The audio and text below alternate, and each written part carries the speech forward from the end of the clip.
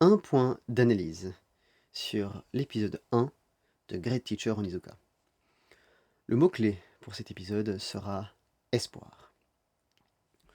GTO est pour moi un animé relativement spécial, car c'est un animé dont les messages sont à la fois explicites et forts. Alors généralement, soit les messages seront simplement explicites et plutôt simples et plus bancals possiblement, soit les messages sont implicites. Donc derrière une apparence toujours simple, il y a des messages forts en arrière-plan. Et cette subtilité, le caractère implicite de ces messages, ça les rend plus forts, plus percutants. Imaginez simplement quelqu'un qui vous donne un conseil verbalement, qui vous dit de faire quelque chose, mais bon, c'est vite fait, c'est assez superficiel, ce n'est pas profond. Et quelqu'un qui vous montre l'exemple.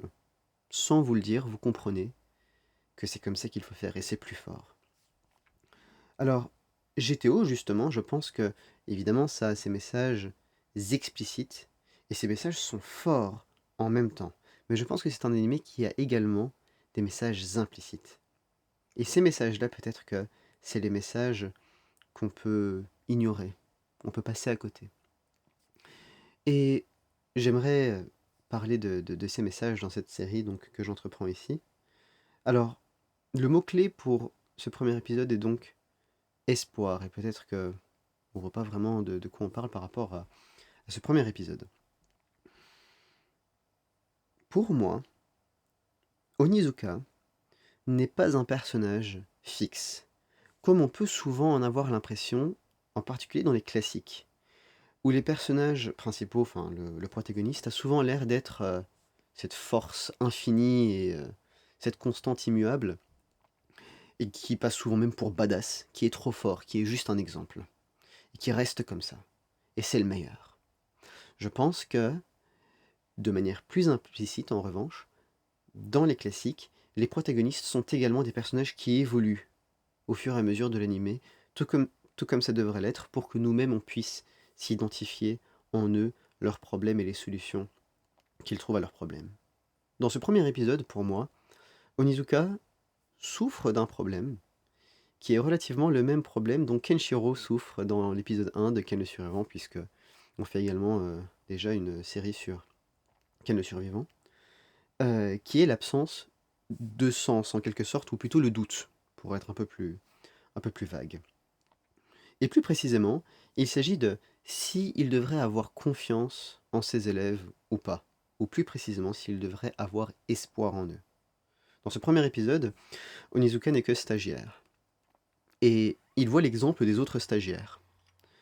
Et l'idée qu'on lui donne de ce qu'il devrait faire et des élèves dont il sera responsable, c'est que, bon, voilà, à cette époque, les élèves, faut pas les prendre au sérieux, c'est n'importe quoi, la drogue, ils sont pas responsables, donc faut pas trop se prendre la tête avec eux. Toi, tu fais juste ton travail, tu fais ce que tu as à faire, tu encaisses le chèque à la fin, comme lui dit son collègue, et, et puis, si tu peux, tu tapes même quelques élèves, et puis voilà.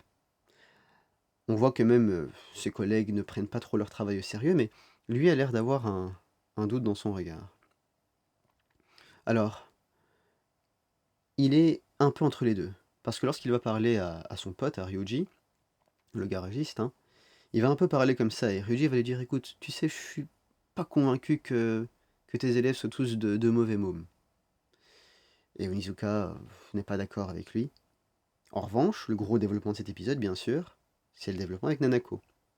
C'est là que Onizuka voit vraiment que ses élèves sont aussi des êtres humains qui ont des problèmes. Et c'est d'ailleurs la leçon qu'il donne à ces trois élèves qu'il torture, auxquels il donne une leçon, en leur disant que la société est composée d'individus. Et c'est pas parce que t'es prof ou que tu es n'importe quoi que tu deviens immuable et invincible. Quand tu prends trop la tête à quelqu'un, il finit par péter des plombs.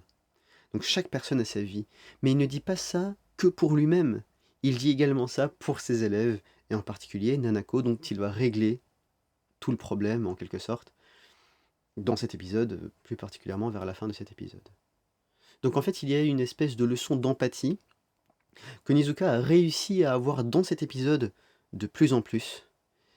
Ce qui fait que, vraiment, à la fin de cet épisode, on peut dire que Onizuka a espoir en ses élèves, parce que c'est pas nécessairement des mauvaises personnes. Tout comme lui, on devrait comprendre que c'est pas nécessairement une mauvaise personne, parce que c'est un prof et que c'est un être humain. Ses élèves méritent également qu'on ait espoir en eux, qu'on leur fasse confiance, et qu'on essaie de les comprendre et qu'on fasse des efforts pour eux. Je pense que ce premier épisode représente de la motivation, du sens et de la discipline qu'Onizuka gagne et obtient pour le reste de la série.